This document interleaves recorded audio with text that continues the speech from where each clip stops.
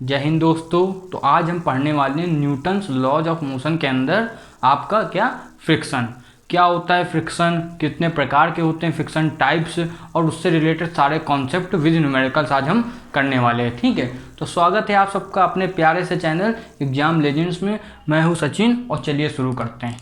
तो सबसे पहले हम हेडिंग क्या डालेंगे, व्हाट इज, मतलब फ्रिक्शन क्या होता है। तो फ्रिक्शन रहता है, जो सबसे सिंपल सी डिफिनीशन है, फ्रिक्शन जो है आपका, it is a force which oppose the relative motion.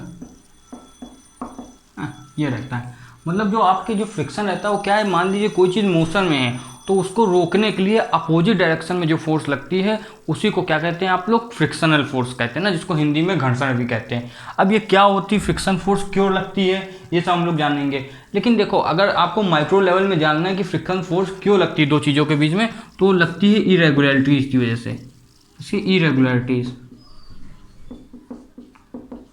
और ये एक इरेगुलरिटीज़ की वजह से लगती है, मतलब कैसे, आपको दूर से कोई चीज़ स्मूथ दिख सकती है ना, प्लेन सरफेस, लेकिन वो होती कैसी है, वो बहुत माइन्यूट लेवल में ऐसे होगी, और उसके ऊपर जो रखा होगा वो उसमें ऐसे ऐसे होगा। ठीक है, ये सब मतलब उसमें माइक्रो लेवल में है, तो उसमें इस वजह से इसमें क्या होता है, फ्रिक्शन लगता है इरेगुलरिटीज़ की वजह से। ठीक है, अब ये कैसी फोर्स होती है, तो ये रहती है आपकी कॉन्टैक्ट फोर्स ना, जब मास और मास के बीच में कांटेक्ट होगा तब ये फोर्स आएगी। अब एक एग्जांपल कैसे देख के हम लोग समझ सकते हैं, मान लीजिए ये बॉडी रखी है ना, देखो अभी दो बॉडी के ऊपर समझेंगे, ये बॉडी रखी हुई है और ये एक नीचे भी एक बॉडी रखी हुई है, समझ लो ये बॉडी ए है, ये बॉडी है हमारी बी।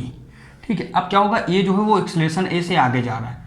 ठीक है, जो ए बॉडी है वो एक्सलेशन ए से आगे जा रही, तो जो बी है इरेगुलरिटीज़ की वजह से, जो हमको दिखती नहीं है ना मैक्रोस्कोपिक लेवल में, तो इरेगुलरिटीज़ की वजह से इसको रोकना चाहेगा। तो इसमें होगा क्या, ए आगे जा रहा है तो बी इसके ऊपर फ्रिक्शनल फोर्स लगाएगा पीछे की डायरेक्शन में। It is a force which oppose the relative motion.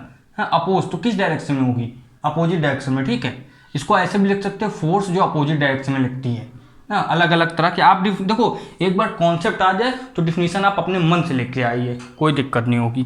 तो ये लगाएगी कौन सी, एफ बी, पीछे की तरफ, ए के ऊपर बी लगा रहा है। अब क्या हुआ, देखो अब क्या हुआ, अब ये जो ए है, ये जो ए है ये आगे जा रहा है, तो ए को क्या लगेगा, जो बी है वो पीछे जा रहा है, ए को लगेगा, अगर ये अपने आप को रेस्ट में मान ले तो उसको लगेगा हम तो सही करें, बी पीछे जा रहा है, अगर वो ऐसा सोचना चाहे तो। जो ये इसके, अब जैसे ए के ऊपर बी ने ऐसे फोर्स लगाई तो बी के ऊपर ए फोर्स कहाँ लगाएगा, अपोजिट डायरेक्शन में, तो यहाँ एफ ए हो जाएगा। अब ये आप कहोगे यहाँ एफ बी, यहाँ एफ ए क्यों आया, अब ये न्यूटन का थर्ड लॉ ना भूलना, हम लोग इससे पहले पढ़ चुके हैं। जो हमारी कोई भी फोर्स हो, फोर्स एग्जिस्ट इन पेयर, हमेशा पेयर में होगी, चाहे नॉर्मल डायरेक्शन हो, चाहे ग्रेविटेशनल फोर्स हो, चाहे वेट वाली फोर्स हो, सब किस में आएंगी, हमेशा पेयर में आएंगी। ये आप समझ के, अब इसके दो टाइप होते हैं, या फिर कह सकते हैं कि तीन टाइप होते हैं, वो अभी आगे हम लोग समझेंगे, है ना। तो दो टाइप होते हैं आपके, इसमें से एक को कहते हैं स्टैटिक फ्रिक्शन और दूसरे को कहते हैं काइनेटिक। स्टैटिक और काइनेटिक, यहाँ हम डालेंगे स्टैटिक और यहाँ पर काइनेटिक।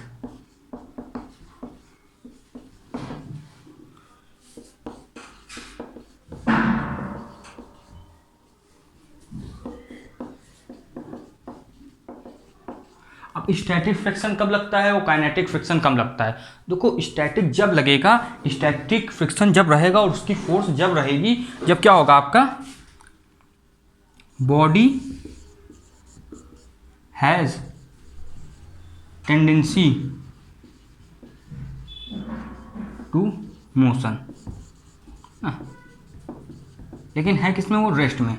बॉडी की टेंडेंसी है मोशन करने की, लेकिन वो क्या है, रेस्ट में है ना। या फिर इसमें होता है कि जस्ट अबाउट टू, वो अभी अच्छे से समझेंगे जस्ट अबाउट टू वाला क्या होता है। इसमें क्या होता है, body is in motion, body जो है वो मोशन में होगी ही, इसमें जो बॉडी है आपकी वो मोशन में होगी, ठीक है। स्टैटिक में क्या होगा, स्टैटिक फ्रिक्शन में आपका ये body has tendency to motion, मतलब है नहीं, वो है रेस्ट में लेकिन मोशन कर सकती है, ज़्यादातर स्टॉप में रहती है। काइनेटिक में क्या होगा, बॉडी इज इन मोशन, ठीक है। अब इसको आप दिखाओगे ऐसे Fs से और इसको दिखाओगे आप Fk से। चलिए अब इसके आगे काइनेटिक फ्रिक्शन को पहले अच्छे से समझते हैं, इतना नोट कर लीजिए। अब देखो काइनेटिक फ्रिक्शन ना, ये हेडिंग डाल ली होगी और पहले वाला नोट कर लिया होगा, काइनेटिक फ्रिक्शन। अब इसमें जो मेन पॉइंट वो हमको लिखना है। सबसे पहला पॉइंट क्या है, इसमें होता है रिलेटिव मोशन। कौन सा मोशन होता है, रिलेटिव मोशन, ठीक है। और ये जो काइनेटिक फ्रिक्शन है, इसकी जो फोर्स होती है, फोर्स इज कांस्टेंट, है ना। फोर्स कांस्टेंट होगी, मतलब वैल्यू फिक्स होगी।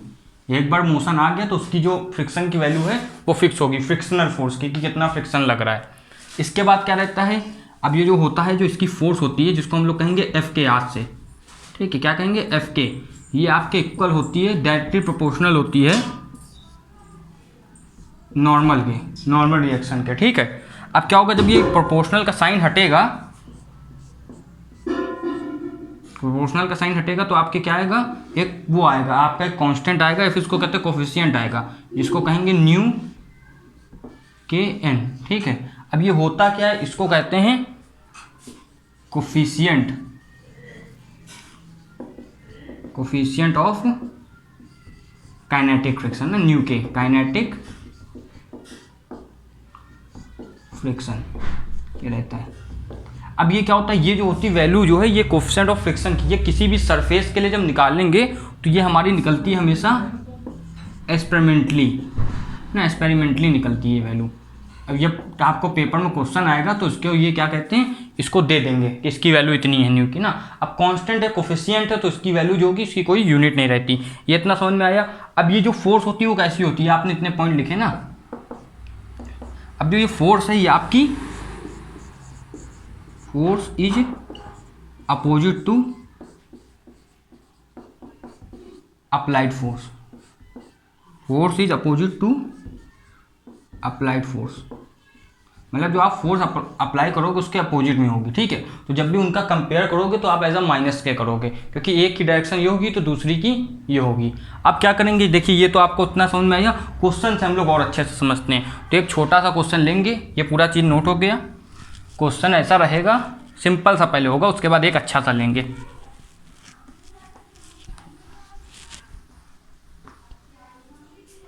अब ये आपके एक बॉडी रखी है ना, मास इसका कितना है, मास इसका मान लेते हैं 4 kg। अब ये सरफेस पे है, ये सरफेस पे इसका एक्सेलरेशन कुछ है ना, उसमें जो फोर्स लग रही है वो 10 न्यूटन की लग रही है, ये अप्लाइड फोर्स है, ये हमने इसको आगे बढ़ाने के लिए लगाया है, ठीक है। अब इसकी जो न्यू की वैल्यू है, न्यू के है ना, कोफिशिएंट ऑफ न्यू की वैल्यू, जो कोफिशिएंट ऑफ क्या कहते हैं इसको, काइनेटिक एनर्जी, वो है आपका 0.2, ठीक है। अब इसके बाद क्या सब चीज़ें दे दी। अब आपसे कहेंगे बताओ इसमें फाइंड फ्रिक्शन, पहला पॉइंट, और दूसरा आपसे पूछ देंगे एक्सेलरेशन बताओ, ठीक, 2 चीज़ें पूछती। तो सबसे पहले क्या है, फ्रिक्शन बताना है। तो उसके लिए आप देखोगे ये नॉर्मल रिएक्शन ऊपर लग रहा है, फॉर्मूला तो याद है ना, एफ के इक्वल टू, अभी हम लोग ने क्या लिखा, न्यू के इंटू एन, मतलब फ्रिक्शनल फोर्स जो है काइनेटिक के लिए ना, काइनेटिक फ्रिक्शनल फोर्स जो है वो न्यू इंटू नॉर्मल रिएक्शन होती है, एन मतलब नॉर्मल रिएक्शन। अब ये इसकी वैल्यू इतनी दी हुई है, ठीक है। अब इसको क्या कहते हैं, अब जो इसमें अगर आप इसका वो बनाओगे तो ये चीज़ नीचे जाएगी mg, ठीक है। अब देखो mg को बैलेंस कौन कर रहा है, नॉर्मल रिएक्शन, तो ये जो n के बराबर कौन हो गया हमारा mg, ठीक है। अब mg हो गया, ठीक है। अब mg की वैल्यू उधर रख देना है, तो जो fk की वैल्यू आपकी क्या आएगी, न्यू के, अब n इक्वल टू mg है तो इसका आप यूज़ करोगे और यहाँ लिखोगे mg, यहाँ वैल्यू डालोगे तो आएगी न्यू की कितनी है 0.2, और फिर मल्टीप्लाई में आप मास करोगे 4 × 10, तो वैल्यू कितनी आ जाएगी आपकी 8, अब 4 से तो न्यूटन में आएगी। इतना आ गया, ये चीज़ तो अच्छे से समझ में आई, केवल फॉर्मूले में वैल्यू पुट करके आंसर निकाल दिया है। अब इसके बाद क्या है, हमसे पूछा एक्सेलरेशन बता दो। तो देखो एक्सेलरेशन कैसे निकलेगा, एक्सेलरेशन का फॉर्मूला क्या होता है, नेट फोर्स अपॉन मास, है ना, ऑफ बॉडी। एक्सेलरेशन का फॉर्मूला होता है, ये तो इतना समझ में आया, एक्सेलरेशन का फॉर्मूला होता है F net upon mass of body, ठीक है।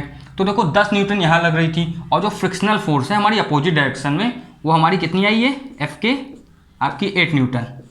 तो अब देखो 10 उधर लग रही थी, 8 इधर, तो इनका जो एफ नेट है वो कितना है आगे जा रहा, 2 न्यूटन हुआ, 10 माइनस 8 है, तो सिंपल सी मैथ है। तो यहाँ ऊपर आप 2 रखोगे और नीचे मास कितना है 4 kg, तो आपकी जो आ जाएगी ये एक्सेलरेशन की वैल्यू आएगी, ये आएगी 0.5 मीटर पर सेकेंड स्क्वायर ना। इसको सॉल्व करके 1/2 आएगा, उसका हाफ मतलब इसका हाफ का मतलब 0.5 होता है, ये इतना आ गया। चलिए इसके आगे अब एक दूसरा क्वेश्चन देखते हैं। अब जैसे हमको ये बॉडी दी गई है एक, है ना, मास क्या है इसका m फिट से, और ये यहाँ पर सरफेस पे है। अब देखो अब की बार क्या होगा, जो फोर्स है वो इस एंगल में लग रही है, किस एंगल में, 45 डिग्री, ठीक है, इसमें लग रही है। और आपसे पूछ लेंगे, और इसकी जो न्यू की वैल्यू है ना, न्यू के, उसकी वैल्यू 0.3 दे दी है। अब की बार आपसे पूछें कुछ क्वेश्चन, बताइए फाइंड, आपको करना है सबसे पहले नॉर्मल रिएक्शन, फिर जो इसकी फ्रिक्शनल फोर्स है ना काइनेटिक की, और लास्ट में फिर से एक्सेलरेशन, ठीक है, एक्सेलरेशन। अब देखो ये हमको निकालनी, तो सबसे पहले नॉर्मल रिएक्शन आप जानते हो, फिर से अब तो याद हो गया होगा कि नॉर्मल रिएक्शन ऊपर लगती है, mg जो हमारी वो नीचे लगती है, मास जो है इसका वो आप कितना ले लो, मास 4 kg ले लेते हैं ना, फिर से 4 kg जब सही रहेगा। अब देखो यहाँ पर ये नीचे लग रहा, ठीक है। इसके बाद क्या, अब ये जो फोर्स है वो आपकी है 10√2, ये फोर्स लग रही है F, ये जो F है इसकी वैल्यू है 10√2, ये फोर्स दी हुई है। अब आपसे कहेंगे कि हमको ये कुछ इतनी चीज़ें बता दो। जैसा सबसे पहले क्या पूछ लिया इन्होंने कि नॉर्मल रिएक्शन, फ्रिक्शनल फोर्स और फिर एक्सेलरेशन। तो नॉर्मल रिएक्शन कैसे होगी, बहुत आसान है, निकल जाएगी। अगर फोर्स ऐसे दिया होता तो n=mg हो जाता, लेकिन अब यहाँ पर क्या है, कंपोनेंट वाला कॉन्सेप्ट आएगा। अब ये तो याद हो चुका है, जहाँ थीटा होगा वहाँ कंपोनेंट निकालेंगे। वेक्टर का लेक्चर्स और आप क्या कहते हैं न्यूटन लॉस ऑफ मोशन के, आप जो हमने इससे पहले लेक्चर करी है उसको देखिए, अच्छे समझ में आएगा। लेकिन हम यहाँ तो आपको बता ही देंगे। जिसे ये एफ है तो इसका यहाँ कंपोनेंट आता है एफ कॉस थीटा, और ये ऊपर 90 डिग्री में आता है, ये होता है आपका कौन सा, एफ साइन थीटा। जहाँ एंगल है वहाँ कॉस और ऊपर साइन थीटा, ठीक है। अब देखो एफ कॉस थीटा आ गया, कॉस थीटा की वैल्यू रखना है और उनकी रखना है, तो यहाँ कितनी आ जाएगी, पहले तो फोर्स की 10√2 दी गई है, और कॉस 45 डिग्री की होती है 1/√2, तो ये कट के कितना आ गया 10। सेम ऐसे यहाँ पर होगा, एफ साइन थीटा है तो एफ इसकी पहले एफ की वैल्यू रखोगे 10√2, और फिर यहाँ पर हम क्या करेंगे, साइन थीटा की जगह 1/√2, ये कट गया तो यहाँ भी वैल्यू कितनी आ गई 10। अब ये फोर्स है तो दोनों न्यूटन में आएगी, यहाँ भी आ गई 10 न्यूटन, इतना याद रखना, ठीक है। अब क्या हुआ, जब हमने ये वैल्यू निकाल दी तो ये जो है हमारा, अब इसका तो कोई काम नहीं, तो ये चीज़ तो हट जाएगी, इसके तो हमने कंपोनेंट निकाल दिए ना, इसलिए। अब देखो इसके बाद क्या, अब ये जो आपके ऊपर वाई एक्सिस में 2 फोर्सेस लग रही, यहाँ पर एक फोर्स लग रही है, आपको बस कंपेयर करा देना है, ठीक है। तो एन और एफ साइन थीटा, जो एन और एफ साइन थीटा की वैल्यू कितनी 10 न्यूटन, वो किसके इक्वल होंगी, नीचे जो mg लग रही है, mg 4 इंटू आपका कितना, जो ग्रेविटेशनल जी की वैल्यू होती है वो डालना है, तो n प्लस आपका कितना एफ साइन थीटा इक्वल आया, इक्वल टू mg, ऐसे लिखोगे अगर पेपर में आया। फिर n की वैल्यू जितनी निकाली हमने, l की वैल्यू तो निकालनी है, ठीक है, और फिर f साइन थीटा की कितनी है 10 इक्वल टू mg मास की कितनी है 4 इंटू ये 10। तो आप इसको सॉल्व करोगे, n की वैल्यू कितनी आ जाएगी 30 न्यूटन। भाई देखो 4 इंटू 10 40 हुआ, ये उधर गया तो 30 न्यूटन यहाँ गई, ठीक है। अब इसके बाद देखो ये हमेशा फोर्स जो है फ्रिक्शन की कहाँ लगती है, पीछे, तो फ्रिक्शन जो है, फ्रिक्शन की जो फोर्स है वो इसके जस्ट अपोजिट है एफ कॉस थीटा के। तो यहाँ हम लिखेंगे, ये चीज़ तो पूरी समझ में आई है ना, ये थोड़ा साफ लिख दें, ये हमारा जी था। तो यहाँ पर देखो एफ जो हमारा एफ के की वैल्यू है वो हो गई कितनी, F cos theta. F cos theta की वैल्यू कितनी है आपकी, फिर से 10 आ गई, ये कितनी आ गई वैल्यू 10 आ गई यहाँ पर, है ना। ये एफ कॉस थीटा की वैल्यू आई है पूरी, अच्छे समझना, ये एफ कॉस थीटा की वैल्यू जो इसके एफ के बराबर थी, तो ये तो इतनी आ गई, कितनी 10 न्यूटन, ये इतनी आ गई, ठीक है। अब हमको क्या करना है, एक्सेलरेशन निकालना है। एक्सेलरेशन कितना होगा ये आगे हम लोग देखते हैं, ठीक है। अभी इतना आप नोट कर लीजिए। देखो यहाँ पर जो है एफ के की वैल्यू कैसे आएगी, आपको ये समझना, जो एफ कॉस थीटा है वो यहाँ पर जो होगा उसके बराबर रहेगा। लेकिन यहाँ पर ये समझना, जो एफ कॉस थीटा है उसकी वैल्यू अभी हम निकालेंगे, लेकिन जो एफ के की जो होती है वैल्यू वो क्या रहती है, एफ के इक्वल टू न्यू के इंटू नॉर्मल रिएक्शन। तो अभी इस चीज़ से निकालेंगे। तो भाई साहब देखो न्यू की वैल्यू तो हमको 0.3 दी गई है और एन की कितनी आ गई हमारे पास, अभी हम लोगों ने निकाली थी, एन की वैल्यू आई थी 30 है ना, वो तो नोट कर लिया आप लोगों ने 30 आई, ठीक है। तो अब इसकी वैल्यू केवल निकालनी, तो कितनी आ जाएगी, एफ के इक्वल टू न्यू की जगह 0.3 इंटू 30, तो वैल्यू आपकी आ गई एफ के की 9 न्यूटन। 0.3 इंटू 30 किया तो 9 न्यूटन आ गई यहाँ पर, ठीक है। अब हमसे क्या कहा, ये दोनों चीज़ें तो निकल गई, अब हमसे इन्होंने कहा है कि आप वो बताइए कि फोर्स की वैल्यू क्या होगी। ये एफ के इसकी फ्रिक्शनल फोर्स कितनी आ गई, अब फोर्स की वैल्यू मतलब आप कह दिया कि एक्सलेशन बताओ, तो एक्सलेशन तो जब ही बता पाओगे ना जब ये जो आगे फोर्स लग रही है ये टेंजेंशियली, देखो ये परपेंडिकुलर होता है। अब ये जो ऐसे मोशन कराने के लिए जो फोर्स रिस्पॉन्सिबल है वो तो कॉस थीटा का कंपोनेंट है जिसको कहते हैं टेंजेंशियली फोर्स, ठीक है।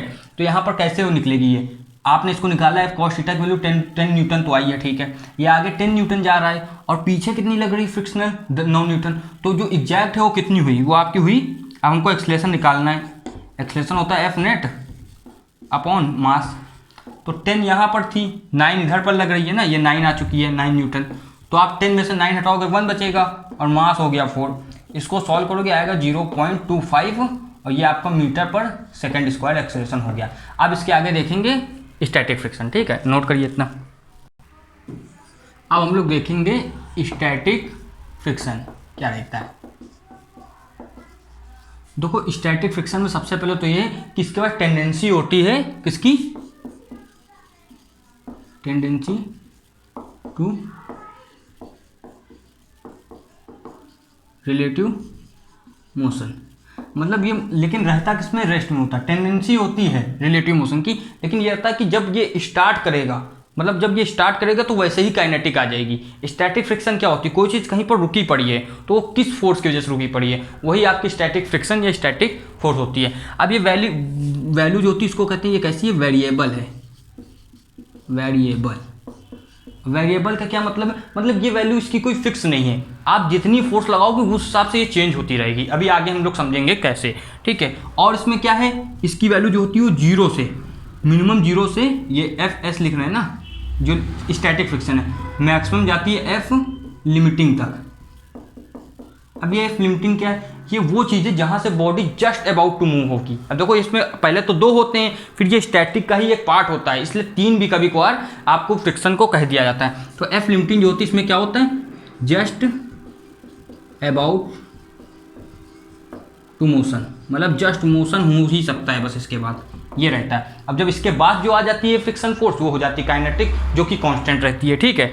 अब इसको क्या है, अब देखो इसके लिए अब एक फॉर्मूला भी है इसके लिए, F S equal to mu S into N, लेकिन एग्जैक्ट में क्या होता है, ये इसके लिए फॉर्मूला होता ही नहीं है।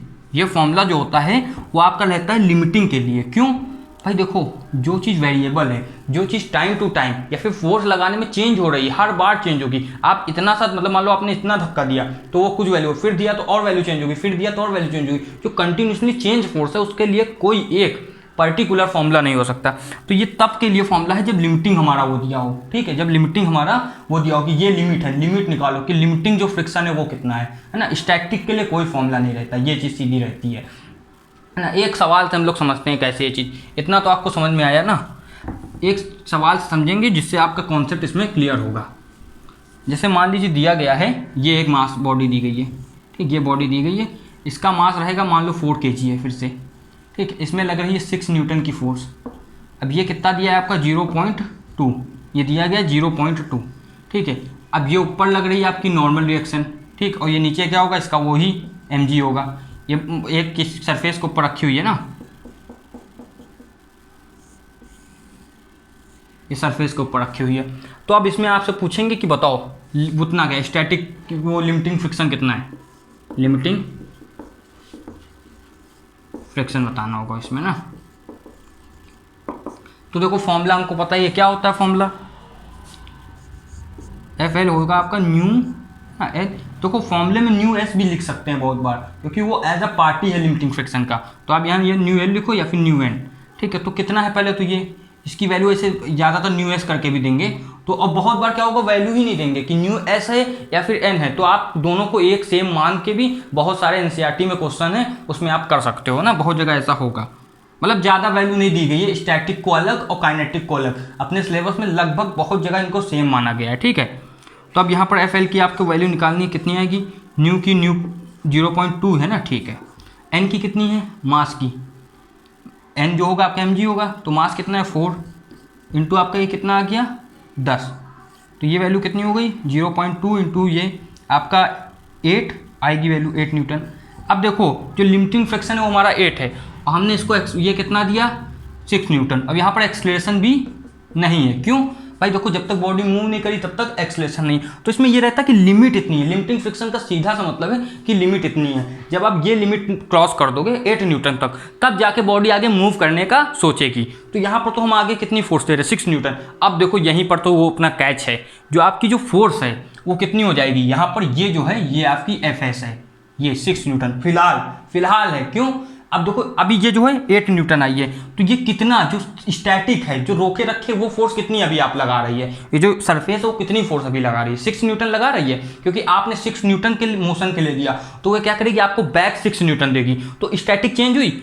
अब यहीं पर आप 7 न्यूटन दे दो तो वो 7 न्यूटन बैक करेगी। तो जो रोकने के लिए स्टैटिक माने रुकना ही होता है या फिर स्थिर होता है, तो जो स्टैटिक होती है वो इसके लिए होती है। और जब ये कहते हैं क्रॉस लिमिट आ गई, जिसको कहते हैं लिमिटिंग, मतलब एक लिमिट 8 न्यूटन है, इसकी आगे जो आएगी आपकी वो होगी काइनेटिक, समझे, जो चलने पहले जिसके लिए आप मूव कराने के लिए जो कोशिश कर रहे हो वो स्टैटिक में आएगी, फिर उसके बाद आप सोचोगे कि हाँ अब ये लिमिट है, इसके आगे चल सकता है, तो ये लिमिटिंग फ्रिक्शन में आएगी। उसके बाद जब बॉडी चलने लगी तब तो एक ही फ्रिक्शन लगेगी, इसे साइकिल चलती जा रही है तब एक ही फ्रिक्शन है उसमें, उसको काइनेटिक कहते हैं, मोशन वाला फ्रिक्शन। अब चलिए इसका एक क्वेश्चन और देखते हैं। अब देखिए देख लेते हैं हम एक जो कॉन्सेप्ट है लिमिटिंग और काइनेटिक के बीच में जो रिलेशन रहता है, ठीक है, वो क्या रहता है। मान लो ये आपका ऐसे ग्राफ बना हुआ है ना, ये ऐसे ग्राफ बना हुआ है, ये किसके लिए, ये फ्रिक्शन के लिए है, और ये आपका किसके लिए, ये है अप्लाइड फोर्स के लिए, जो आप फोर्स लगाओगे बॉडी पर, अप्लाइड फोर्स के लिए, ठीक है। तब देखो अभी पहले तो आपका स्टैटिक फ्रिक्शन चलेगा, मान लो ये आपने फोर्स लगाया यहाँ पर, उतना ही क्या हुआ स्टैटिक फोर्स लगा, हाँ, तो फ्रिक्शन वाला, तो ये वहीं पर रुका रहा। फिर आपने कुछ फोर्स लगाया और ये वहाँ से लग गया तो ये ऐसे रुका रहा। फिर क्या किया आपने फोर्स लगाया ऐसे, और फिर क्या हुआ ये यहाँ पर रुका रहा, ये ऐसी जैसे हो गई, ठीक है। अब क्या होगा इसके बाद क्या होगा, ये यहाँ पर लिमिटिंग आ गई वैल्यू, यहाँ पर आ गई लिमिटिंग, है ना, ये आपकी क्या आ गई लिमिटिंग। अब लिमिटिंग के बाद क्या होगा, बॉडी मूव करना चाहेगी, तो उसके बाद जो वैल्यू आती है काइनेटिक की, वो ऐसे दिखाई जाती है, जो काइनेटिक फोर्स की होगी वो ऐसे दिखाई जाएगी ना फ्रिक्शन फोर्स की, क्यों, अब ये वैल्यू जो होती है आपकी लिमिटिंग के बाद कम हो जाती है। जो आपका एफ लिमिटिंग होता है वो हमेशा बड़ा रहता है, किससे, एफ आपके के से। ऐसा क्यों रहता है, तो फिर ऐसे भी होगा कि न्यू जो एल है वो हमेशा बड़ा होगा न्यू आपके के से। अब ऐसा रहता है क्यों, देखो जब किसी बॉडी को पुश करना है, आप तो ऐसे भी जानते हो किसी बॉडी को पहले स्टार्ट करना है, मोशन में लाना है, तो वो टफ होता है इनर्शिया की वजह से। जैसे आप साइकिल भी चलाओगे तो पहले आप जो पहले आप जब स्टार्ट करोगे तो थोड़ा सा लगता है कि हाँ फोर्स ज़्यादा लगी, फिर वो नॉर्मली चलने लगती है ना। इसमें आ तो रहा काम फ्रिक्शन का है। अब बहुत लोग ऐसा कहते हैं कि वो तो गोल पहिया है तो उसकी वजह से वो तेज़ भाग जाती है एक बार में, तो भाई वहाँ काम, वो जो गोल पहिया वो क्या कर रहे हैं, फ्रिक्शन को कम कर रहे हैं ना, काम तो वहाँ पर यही, अगर चकोड़ करोगे तो चलेगी नहीं, तो काम तो ही ना कि जो भाई, इसलिए जो सर्कुलर होते हैं पाथ उसका जो फ्रिक्शन होता है वो कम होता है, ठीक है। तो ये आप लॉजिक याद रखना, ये इतना हुआ। अब इसके बाद हम देखेंगे एंगल ऑफ फ्रिक्शन क्या होता है, और उसके आगे एंगल ऑफ रिपोज। अब देख लेते हैं हम लोग एंगल ऑफ फ्रिक्शन, और इसके बाद देखेंगे जो सबसे मेन रहता है एंगल ऑफ रिपोज। तो एंगल ऑफ फ्रिक्शन आपको देखना है, इसमें क्या रहता है। मान लो देखो बॉडी के ही ऊपर से अच्छे से समझ सकते हो, मान लो ये एक बॉडी दी हुई है मास m की, और ये नीचे सरफेस पे है ना, ये नीचे सरफेस पे है, मास m की बॉडी सरफेस पे दी गई है हमको ये किसी, तो होता क्या, इसमें पहले तो लगती है नॉर्मल रिएक्शन, ठीक है, और यहाँ पर क्या होती है आपकी, लगती है फ्रिक्शन लगता है ना, तो फ्रिक्शनल फोर्स हो गई, जो आपकी क्या होगी एफ एस मान लो यहाँ पर, क्योंकि बॉडी रुकी हुई है, जस्ट अबाउट टू मूव है बॉडी, ये समझ लेना, ठीक है। तो अब होता क्या है, इन दोनों के बीच में क्या होता है, जो रिजल्टेंट निकलता है उसको हम लोग आर नाम देते हैं ना, रिजल्टेंट इसका नाम होता है, रिजल्टेंट का नाम रहता है जिसको हम लोग कहते हैं रिजल्टेंट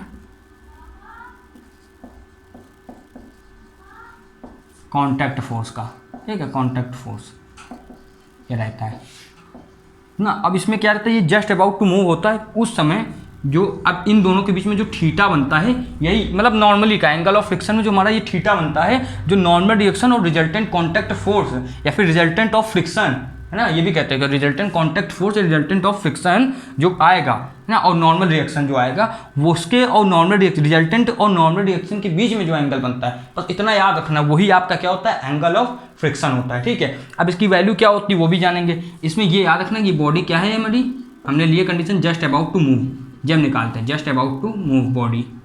ठीक है, ये रहता है। अब एक डिफिनीशन यहाँ से आप और निकाल सकते हो, जो आपका रिजल्ट, ये आपका जो फ्रिक्शन रहता है ये क्या रहता है, ये रिजल्टेंट कॉन्टैक्ट फोर्स का टेंजेंशियली कंपोनेंट होता है। देखो ये टेंजेंशियली क्या होता है, अगर ये सीधी लाइन हो, ये जो है आपकी फोर्स जो है ये सीधी लाइन हो बिल्कुल ना, ये कैसी रहेगी, सीधी लाइन, ये सीधी लाइन रहेगी, वो रहता है किसके, सरफेस के। अब ये जो नॉर्मल है ये क्या होता है, रिजल्टेंट फोर्स का परपेंडिकुलर कंपोनेंट होता है। अब ये देखो इसके बीच में ये दोनों कंपोनेंट है कि नहीं इसके, ठीक है।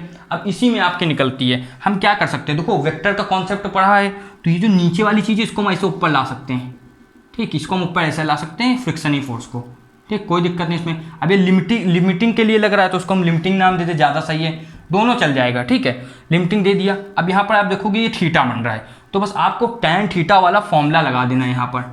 टैन थीटा इक्वल आपका क्या होता है, टैन थीटा होता है आपका बेस अपॉन परपेंडिकुलर, है ना, ये होता है ना आपका, नहीं ये आपका रहता है P अपॉन B, ये रहता है। तो देखो यहाँ पर परपेंडिकुलर थीटा के सामने वाला यानी कि FL है, और ये नीचे जो आपकी वैल्यू ये कितनी है, ये आपकी क्या है, नॉर्मल रिएक्शन है, ठीक है। बस आपको वैल्यू पुट कर देनी है। इसके लिए क्या होगा, mu L into N upon N, N से एन कट गया, टैन थीटा जो है हमारा, ये जो टैन थीटा है इसकी वैल्यू क्या आ गई, टैन थीटा की वैल्यू आ गई न्यू एन एल, या फिर न्यू, इसको देखो न्यू एल लिख दिया कोई बात नहीं, न्यू एस भी लिख सकते हो कोई दिक्कत नहीं, ठीक है, और न्यू एस ये कह सकते हैं, दोनों में लिया जाता है। यही आपका क्या होगा, एंगल ऑफ फ्रिक्शन रहता है, ठीक है। अब इसको ऐसे लिख सकते हैं, अगर थीटा की वैल्यू पूछ दे तो क्या होगा, टैन इनवर्स न्यू एस, ठीक, ये ऐसे वैल्यू आ जाएगी पूरी, ये हो गया। अब इसके आगे हम क्या देखेंगे, एंगल ऑफ रिपोज, इतना नोट करिए। चलो अब हम क्या देखेंगे, एंगल ऑफ रिपोज, ठीक, ये क्या रहता है। देखो इसमें क्या रहता है कि ये स्लाइडिंग सरफेस के ऊपर ये एंगल रहता है, और हमने एंगल ऑफ फ्रिक्शन पकड़ा है, एंगल ऑफ फ्रिक्शन ही की तरह अगर देखा जाए, ठीक है। अब क्या होगा, यहाँ पर हमारी एक बॉडी रखी, इसका हमने मास दे दिया m, ठीक है। अब देखो बॉडी के परपेंडिकुलर में क्या लगेगा, नॉर्मल रिएक्शन, ये तो फिक्स है, और जस्ट नीचे ऐसे अर्थ के लिए mg यहाँ लगेगा, ठीक है, ये चीज़ की समझ में आई। और जो फ्रिक्शन है वो हमारा पीछे लगेगा, बॉडी रुकी हुई है तो स्टैटिक फ्रिक्शन है, ठीक, ये चीज़ है। इसी में हमको क्या करना है, जो हमको एंगल ऑफ वो निकालना है, और ये यहाँ पर रहता है, मतलब ये एक स्लाइडिंग, मतलब ये जो स्लाइड है, इस स्लाइड करने के लिए जो बॉडी, इसका थीटा कितना हो कि बॉडी जो है जस्ट अबाउट टू मूव हो, मतलब या तो फिसलने वाली, जस्ट अबाउट टू स्लाइड, क्योंकि ये स्लाइडिंग सरफेस है ना, जस्ट अबाउट टू स्लाइड, या फिर रेस्ट में है और बस वो होने वाली है, क्या कहता है, स्लाइड होने वाली, उसके लिए हम निकालते हैं angle of repose. Same friction की तरह है, बस स्लाइडिंग सरफेस पे ऐसा है, ठीक। अब देखो क्या होगा, सबसे पहले ये mg है, अब इसके कंपोनेंट निकालेंगे, पता तो चली गया है, एक हम लोग ऐसे स्लाइड वाला क्वेश्चन कर चुके हैं पिछले लेक्चर्स में। तो ये जो है ऐसे नीचे जाएगा, ये एक तो ऐसे होगा, एक ऐसे होगा, ठीक है। अब यहाँ पर ये थीटा है, तो आपको जानते हो यहाँ पर ये थीटा है, ये 90 है, ये 90 माइनस थीटा होगा, तो ये थीटा भी होगा, ये तो समझ में आ रहा है। तो ये हाँ, ये अगर 90 है, ये थीटा है, तो ये 90 माइनस थीटा हुआ। अब ये पूरा 90 है, ये 90 माइनस थीटा, तो ये कितना हुआ, ये पूरा थीटा, देखो ये थीटा है, ये 90, तो ये 90 माइनस थीटा हुआ कि नहीं, ठीक है। अब ये पूरा 90 है, तो ये पूरा 90 माइनस थीटा है, ये पूरा 90 माइनस थीटा है। अब ये पूरा 90 है, जो 90 माइनस थीटा ये है, तो बचा हुआ थीटा यही तो होगा, ये चीज़ तो नॉर्मल है, ठीक है। अब यही थीटा जो है, तो इसकी जगह आएगा आपका mg cos थीटा, और ये जो है इसकी जगह आएगा mg sin थीटा, ये हुआ केवल, ठीक है। बस अब आपको क्या करना है, केवल कंपेयर कराना है। तो n की वैल्यू क्या होती है, n जो हमारा होता है वो होता है mg, ये नॉन सीधा रखो, जो n के जस्ट परपेंडिकुलर, तो mg cos थीटा हुआ। अब जो हमारी f की वैल्यू है, fs की, वो होती है न्यू एस n, बस वैल्यू रख देना है, new S mg cos theta, इसको ऐसे रखे रहो, ठीक। हाँ, अब इसके बाद क्या है, जो आपकी स्टैटिक ये जो फ्रिक्शन फोर्स दी गई है ये जस्ट mg साइन थीटा के ऊपर है, मतलब ये तो चलो इसके लिए हो गई नॉर्मल रिएक्शन के लिए, ठीक। अब ये चीज़ इतनी आ गई। अब इसके बाद क्या है आपका mg जो साइन थीटा है वो किसके लिए होगा, fs के लिए होगा। mg साइन थीटा, देखो ये इसकी जो है fs की value new S mg sine theta आया, mg cos थीटा आया, ठीक है। अब fs की वैल्यू यहाँ से mg साइन थीटा आ गई, तो भाई सब इसको अगर हम सेकंड मान लें तो यहाँ से ये तो समझ में आ रहा है कि ये इतनी चीज़ इसके इक्वल हो जाएगी। लिख सकते हो from first and second, from first and second, ये एक तरह का डेरिवेशन भी है, ठीक है। क्या होगा आपका जो new S mg sine theta होगा, है ना। अब देखो ये इनकी वजह से ये इक्वल हो रहे हैं, ये आपस में इक्वल है नहीं लेकिन इनकी वजह से इक्वल हो रहे हैं, तो इक्वल अब होंगे, माना जाएगा। हो गया आपका mg साइन थीटा। यहाँ तक कोई प्रॉब्लम नहीं, अच्छे से समझ में आया, ठीक है। अब एक थोड़ा सा कॉन्सेप्ट समझ लेते हैं, मतलब समझना क्या पता ही है कि मान लीजिए अगर ये आपका यहाँ पर नीचे देख लेते हैं, अगर मान लीजिए अगर आपका थीटा स्मॉल है, थीटा स्मॉल है तो जो हमारा साइन थीटा है वो भी छोटा रहेगा, स्मॉल रहेगा, क्योंकि साइन 0 की वैल्यू 0 होती है ना, और साइन आपकी किसकी, साइन 90 की वैल्यू 1 होती। लेकिन ऐसे में क्या होगा, जो आपका कॉस थीटा होगा, जो आपका कॉस थीटा रहेगा, कॉस थीटा वो आपका बड़ा होगा, लार्ज होगा। क्यों, क्योंकि जब थीटा स्मॉल होता है, जैसे कॉस 0 तो कॉस की वैल्यू क्या होती है 1, ये इतना पता है, इतना तो लिखने की जरूरत भी नहीं थी, ठीक है। तो इससे आप क्या देखोगे कि शुरुआत में क्या हुआ, ये जो है ये साइन थीटा ये छोटा है और यहाँ पर ये साइन थीटा लिखा है, ठीक है, ये कॉस थीटा होगा ना, लिखने में हो जाती है मिस्टेक कभी कभार, ये कॉस थीटा, ये क्या था न्यू एस, ये mu S M G cos theta equal to mg sine theta. अब शुरुआत में क्या है, साइन थीटा छोटा, ये चीज़ अच्छे समझना, और कॉस थीटा बड़ा है क्योंकि हमने थीटा को क्या छोटा माना है। अब एक समय क्या होगा, हम थीटा को धीरे धीरे बढ़ाते जाएंगे, ऐसे होगा। अब हम क्या करेंगे, साइन थीटा को बढ़ाते जाएंगे, तो कॉस थीटा क्या होगा, कॉस थीटा आपका नीचे छोटा होता जाएगा, इतना तो समझ में आ ही रहा है। जब ये कॉस थीटा छोटा आएगा तो एक समय ऐसा नहीं आएगा साइन थीटा कॉस थीटा के इक्वल हो जाए, उस समय क्या होगा, ये जो है ये जस्ट जो मास का जस्ट अबाउट टू स्लाइड होगा, और उसी समय जो एंगल होगा उसको हम एंगल ऑफ रिपोज बोलेंगे, समझ रहे हो ना। जब इन दोनों का ऐसा होगा कि ये जस्ट स्लाइड करने वाला होगा, उस समय जो एंगल आएगा वो उसमें जैसे था कि जस्ट आगे बढ़ने वाला होगा फ्रिक्शन में, तो उसको एंगल ऑफ फ्रिक्शन बोलेंगे। वैसे इसमें जस्ट जैसे स्लाइड होने वाला होगा उसको हम क्या कहेंगे, एंगल ऑफ रिपोज कहेंगे। अब देखो वो यहाँ पर आगे समझाते हैं ना एंगल ऑफ रिपोज कैसे निकलेगा, इतना तो आपने नोट कर लिया होगा। अब एंगल ऑफ रिपोज देखते हैं कैसे आएगा। मेन ये चीज़ है नीचे वाली, ये लिखा रहेगा, देखो ये चीज़ इतनी है, ठीक है। अब जब हमारा साइन थीटा लगभग इक्वल हो जाएगा कॉस थीटा के, है ना, लगभग इक्वल हो जाएगा कॉस थीटा के, ये एंगल की बात हो रही है, ठीक है।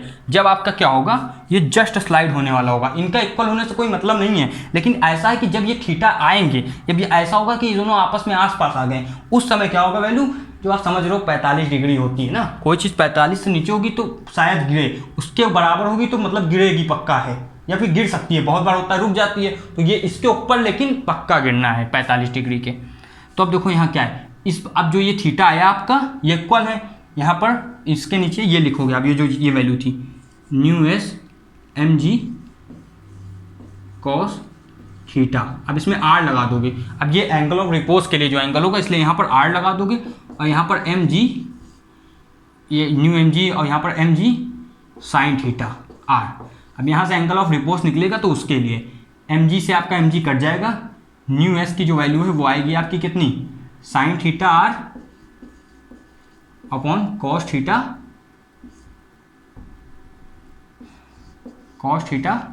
आर, ठीक है। ये एंगल के साथ थीटा के साथ लगा हुआ है। अब ये जानते हो अब न्यू एस की वैल्यू कितनी आ जाएगी, न्यू एस की वैल्यू आपकी आ जाएगी टैन थीटा आर ना, ये हो गया। अब थीटा की वैल्यू कितनी आ गई, टैन थीटा, ये उधर भेजते हैं तो इन्वर्स में हो जाता है, ये आप लोगों ने मैथ में पढ़ा होगा, 11th क्लास में मैथ में है ये, है इन्वर्स वाला कॉन्सेप्ट, न्यू एस ये आ जाएगा इतना। अब ये जो है आपका ये एंगल होता है, इसको कहते हैं एंगल ऑफ रिपोज, यही रहता है। अब बहुत लोग कहेंगे कि फ्रिक्शन के तरह बिल्कुल सेम है, तो बिल्कुल सेम है फ्रिक्शन की तरह, बस ये क्या है स्लाइडिंग सरफेस के लिए। अब यहाँ से क्या हुआ, आपका जो पूरा कॉन्सेप्ट है लॉज ऑफ मोशन का, इसमें कुछ भी नहीं बचा है। अगर कॉम्पिटिटिव उसके पर्सपेक्टिव से देखा जाए तो इसमें क्या कंस्ट्रेंट मोशन के क्वेश्चन होते हैं, वो हम आगे ट्राई करेंगे करने के किसी लेक्चर में। ऐसे आपका सीबीएसई बोर्ड, यूपी बोर्ड सबके हिसाब से चैप्टर बिल्कुल कंप्लीट हो चुका है। अब क्या करेंगे, हम कल तक अपना एनसीईआरटी सॉल्यूशन लाने की कोशिश करेंगे या फिर केमिस्ट्री का वीडियो भी डाल सकते हैं, ठीक है। उसके लिए आप स्टे ट्यून रहेंगे। हमारे चैनल को लाइक शेयर सब्सक्राइब जरूर करना, जिससे हमको मोटिवेशन मिले आगे और वीडियो बनाने की और अच्छे क्वालिटी में बनाने की। जब तक के लिए जय हिंद।